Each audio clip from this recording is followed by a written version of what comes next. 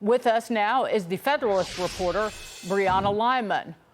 What is she saying, and what is Justice Sotomayor up to, Brianna? I mean, the fact that you have a sitting Supreme Court justice saying we have to stand up and fight this fight is lending credence to the claim or reinforcing the criticism that judicial overreach is occurring and that the judiciary is being used as a political weapon rather than the judiciary being used as a neutral arbiter of the law. And the fact that she said we have to fight for lost causes. The role of a lawyer is to zealously advocate for a client, of course, but the role of a judge is to advocate or zealously advocate for the Constitution, and those aren't always the same thing. That's right. Her job is to interpret the law. Yes. Some plaintiffs and some defendants deserve to lose, Yes. right? Her job is to say, what does the law say?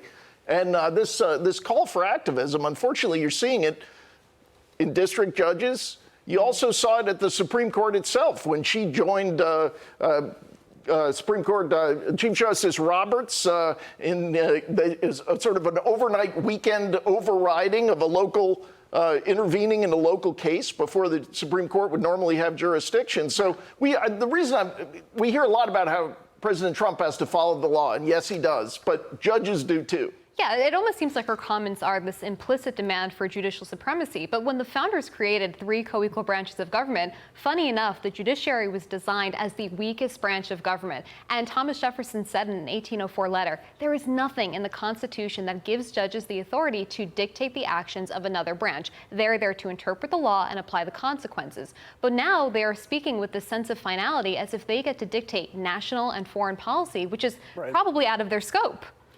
It seems as if the justice is giving the activist judges encouragement. Yes. That she is egging them on because maybe they are losing power or in danger of losing their power because now the American people have seen what they're up to. Yeah, this is inflammatory rhetoric, so to speak, because it's encouraging people to engage in the partisan lawfare that has really impeded the Trump administration thus far. And if we get a case involving the ABA, I can't see how she won't have to recuse herself, given these comments seemingly encouraging them to go forth. And we know that they are left-wing. So it definitely seems like there's bias. Do you think the Supreme Court is going to put a lid on this phenomenon of district judges, as you've been describing, deciding that they have the power to set policy for the entire United States? Look, from her lips to God's ears, Clarence Thomas in 2018 in Trump v. Hawaii said that we have to question, do district court judges have the authority to issue nationwide injunctions? So